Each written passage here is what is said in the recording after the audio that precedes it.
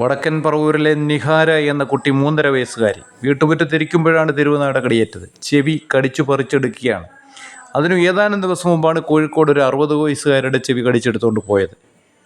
കഴിഞ്ഞ ജനുവരി മുതൽ ഈ ഓഗസ്റ്റ് വരെ 2,25,000-ലധികം പേർക്ക് കടിയേറ്റു. 20ഓളം പേർ മരണപ്പെട്ടു പേവിഷബാധയേറ്റ്. ഡൽഹിയിൽ നമ്മൾ കണ്ടതാണ് ഈ പട്ടി ഷോ ഒക്കെ.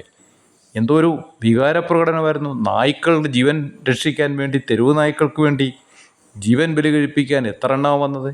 എന്തെല്ലാം കവടനാട്യങ്ങളാണ് കണ്ടത്. ഇവരുടെയൊക്കെ വീടുകളിലേക്ക് ലക്ഷക്കണക്കിന് നായ്ക്കളെ അയക്കണ്ടേ?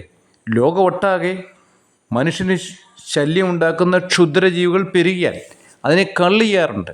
അതിൻ്റെ വംശം നിലനിർത്താനായ അത്രയും എണ്ണത്തിനെ നിർത്തിക്കൊണ്ട് ബാക്കിയുള്ളതിനെയെല്ലാം അതിനെ തീർക്കും.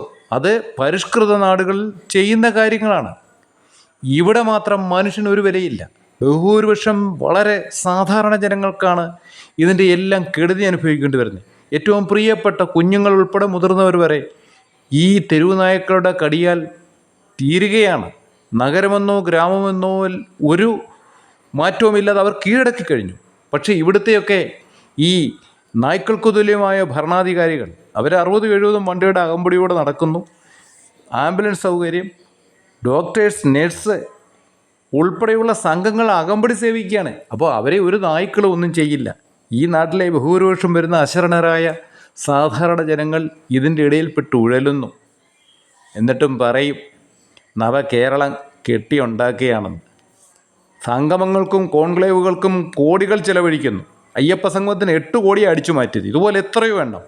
പക്ഷേ ഇതിനെ ഒന്ന് സ്റ്റെറിലൈസ് ചെയ്യാൻ, വന്ധ്യംകരിക്കാൻ അത്രയും പണം നീക്കി വെച്ച് കഴിഞ്ഞാൽ ഇത്രയും ഉപദ്രവം ഉണ്ടാവും. ഇവനൊക്കെയാണ് ഈ നാടിൻ്റെ യഥാർത്ഥ കേരള ദ്രോഹികൾ.